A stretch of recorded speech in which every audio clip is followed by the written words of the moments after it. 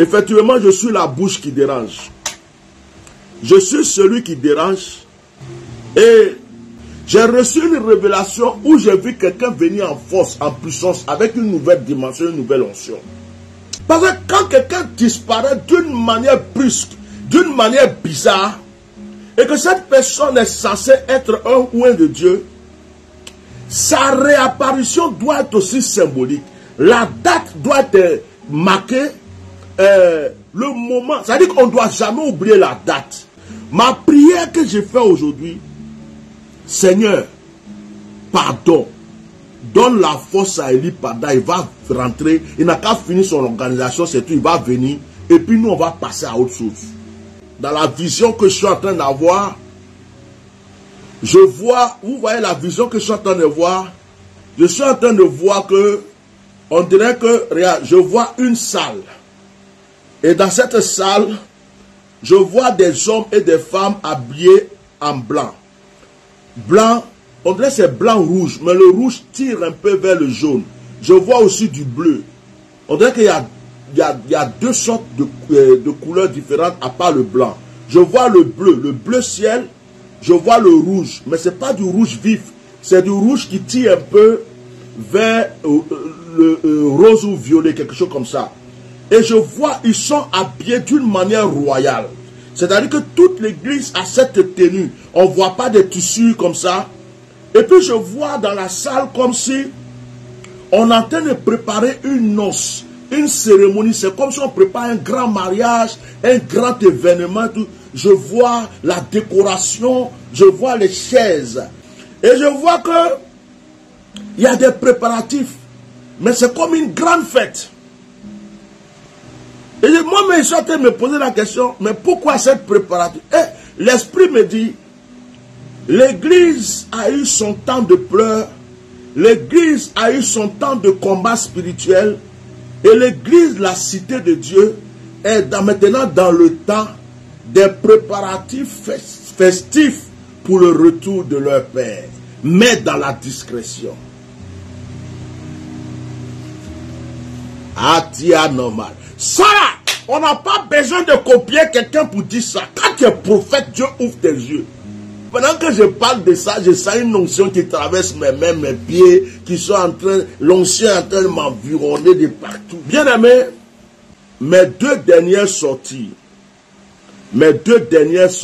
où je suis sorti pour dire que Eli Pada est libre.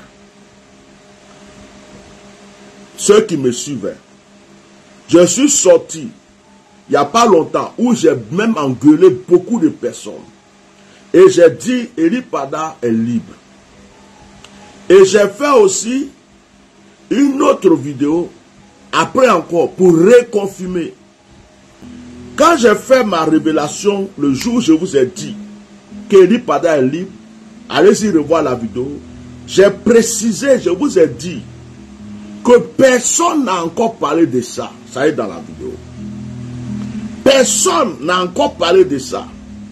Donc si vous entendez ça, quelqu'un en train de redire ceci ou cela, sachez qu'il est venu copier.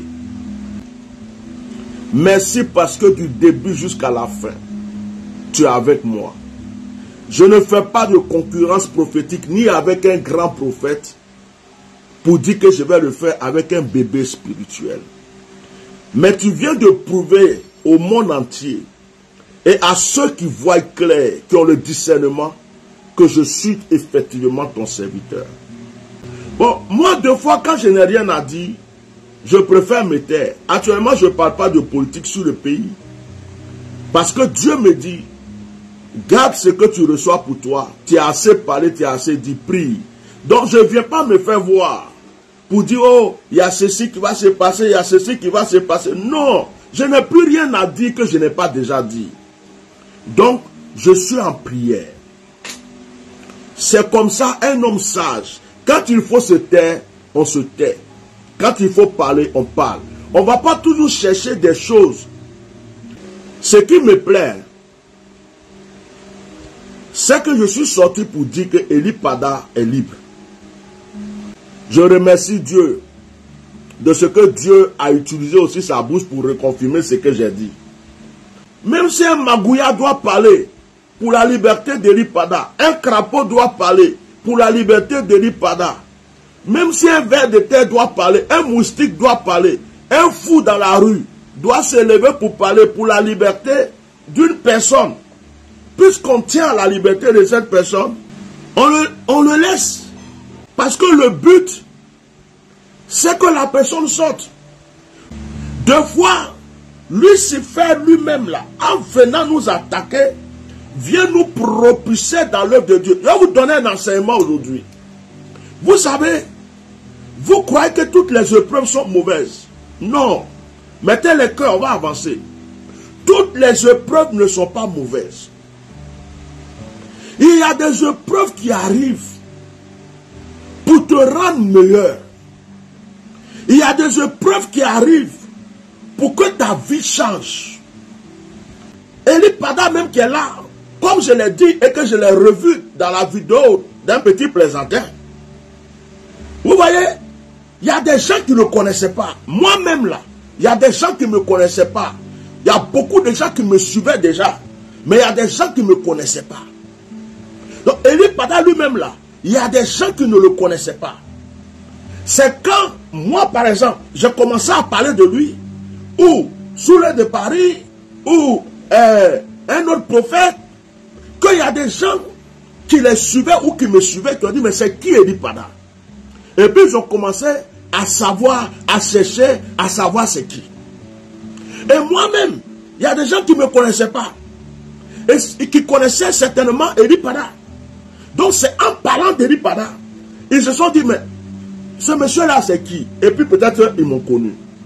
L'histoire d'Eli Pada a révélé des faux prophètes.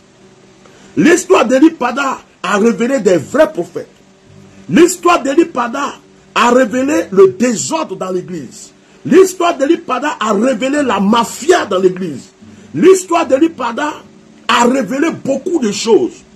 Mais Eli Pada lui-même là, l'épreuve qu'il a vécue, qu'il est en train de vivre, est une épreuve qui le grandit. Parce que son nom a grandi plus qu'avant. Si cette situation n'était pas arrivée, il y a des gens qui n'auraient jamais entendu parler de lui. Il y a des gens peut-être qui ont vu sa vidéo sur YouTube, qui ont dit, oh c'est qui ce Rastaman là? C'est qui ce petit plaisantin là? Oh lui là même il raconte quoi? Mais à cause du combat qu'on a mené pour lui, à cause de cette situation, il y a des gens qui vont dire, ah, je respecte Bishop Melchisedec. S'il parle d'Eli Pada, c'est que je respecte tel prophète. S'il parle d'Eli Pada, c'est que... Et si les gens disent ça, et puis les gens ont commencé à changer leur mentalité.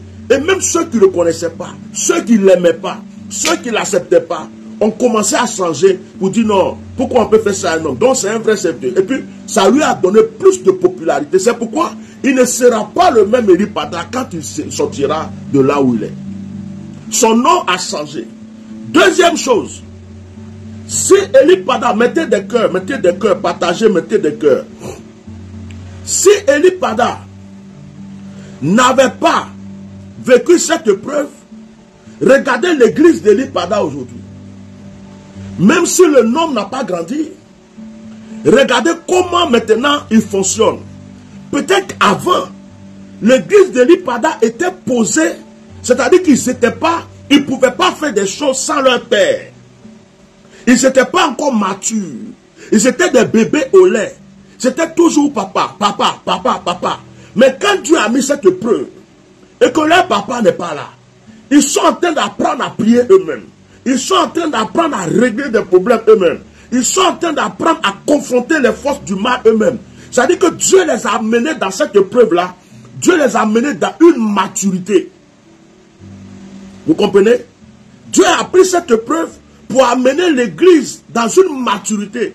C'est-à-dire qu'Eli Pada, s'il ne pouvait pas voyager avant, à cause de son église, il dit je ne peux pas laisser l'église seule. Il ne pouvait pas aller très loin en mission. Parce qu'il dit je ne vais pas laisser l'église seule. Maintenant là, il peut faire une mission de 1 mois, 2 mois, 3 mois. Il peut voyager. Il sait que derrière lui là, il a une église qui est assise. Il sait que derrière lui, il a une église qui va pouvoir avancer. Donc l'épreuve là c'est ça. Deux fois Dieu envoie quelqu'un pour t'insulter. Deux fois Dieu envoie quelqu'un pour te faire du mal. Mais c'est pour te grandir. Ce n'est pas toutes les épreuves qui sont mauvaises. Je vous dis ça aujourd'hui. Ce n'est pas toutes les épreuves qui sont mauvaises. Tu peux même aller en prison. Mais cette prison dans laquelle Dieu t'a mis là, c'est pour changer ton histoire. C'est pour changer ta destinée. Quelqu'un dit formation forcée. Oui. Dieu a utilisé cette épreuve pour former l'église d'une manière forcée. Vous-même, regardez votre vie. Souvent là, vous ne priez pas beaucoup. Ça nous arrive nous tous. Souvent on ne prie pas beaucoup. On est là, quand tout va bien, on est à l'aise. Et puis le Seigneur envoie une preuve. Le Seigneur envoie une situation. Et tu te demandes comment tu vas régler cette situation. Tu regardes à gauche. Tu regardes à droite. Tu cherches une solution. Tu ne trouves pas. Bien-aimé, si tu priais 10 minutes, tu commences à prier 20 minutes. Tu commences à prier 30 minutes. Tu commences à prier 40 minutes. Si tu ne te levais pas la nuit pour prier, à cause de certaines épreuves-là, tu commences à avoir une vie de prière. Tu pries, tu pries. Ça veut dire que, oh, il y a des gens, c'est l'épreuve qui a fait qu'ils ont vu Jésus-Christ. Il y a des gens, c'est l'épreuve qui a fait qu'ils ont reçu le baptême du Saint-Esprit. Si cette épreuve n'était pas arrivée, ils n'auraient pas connu cette gloire. Il y a une chose que vous devez savoir. Ce que Dieu vous a donné est en vous. Toutes les choses extérieures que vous recherchez n'ont pas plus de valeur que ce que Dieu a mis en vous. Dieu a mis quelque chose en toi. Il a mis un don. Il a mis des dons. Il a mis des talents. Il a mis des qualités. Des choses très merveilleuses. Mais deux fois c'est endormi. C'est caché en nous. C'est couché en nous. On est en train de chercher l'argent alors que l'argent se trouve en nous. On est en train de chercher la gloire alors que la gloire se trouve en nous. On est en train de chercher la bénédiction alors que la bénédiction se trouve en nous. Et donc, deux fois, Dieu, il enlève sa main et puis il permet une preuve. L'épreuve là arrive et l'épreuve nous secoue. L'épreuve nous secoue. L'épreuve nous oblige à faire ressortir ce qui est en nous. Il y a une épreuve qui a fait qu'aujourd'hui les sorciers ont peur de toi. Parce que ta vie de prière a changé. Il y a une épreuve qui a fait que le Saint-Esprit t'utilise maintenant. Parce que tu as reçu une connexion avec Dieu. Des fois, des épreuves peuvent arriver. Des gens, Dieu peut envoyer des gens pour t'insulter. Pour se moquer de toi. Vous savez pourquoi? Parce que le Seigneur sait qu'en toi, il y a l'orgueil. Il y a la colère. Que quand on vient t'attaquer là, toi tu insultes, tu as la colère. Dieu dit, allez-y l'insulter, allez-y l'attaquer, allez-y lui faire ça. Et puis Dieu envoie les gens. Toi mais tu es là, mais Seigneur, il y a quoi? Pourquoi les gens... Dieu, tu sais pourquoi? Dieu veut t'apprendre à supporter les injures. Dieu veut t'apprendre à supporter les moqueries sans que ça te fasse mal.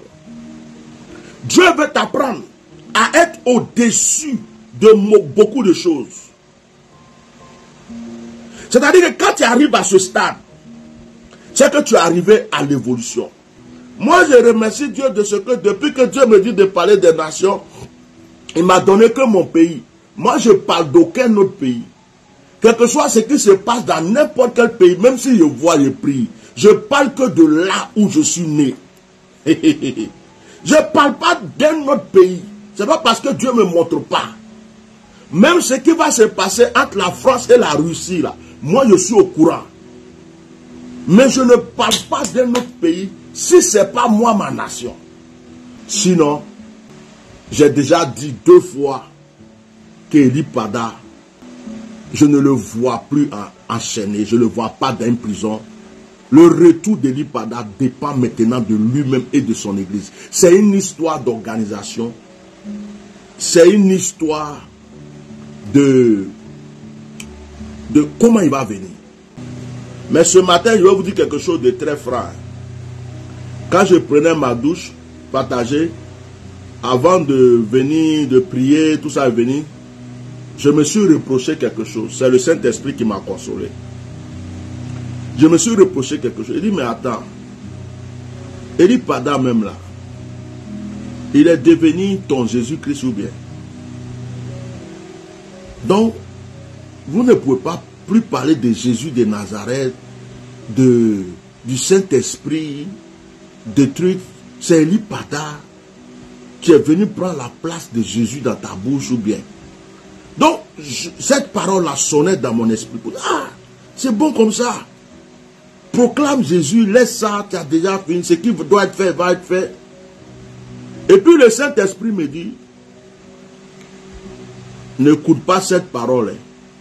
C'est Satan qui veut te culpabiliser. Tu parles de Jésus, tu pries, tu révèles, tu pries pour des gens. Jusqu'aujourd'hui, tu reçois les gens, tu pries pour, tu n'as jamais oublié Jésus.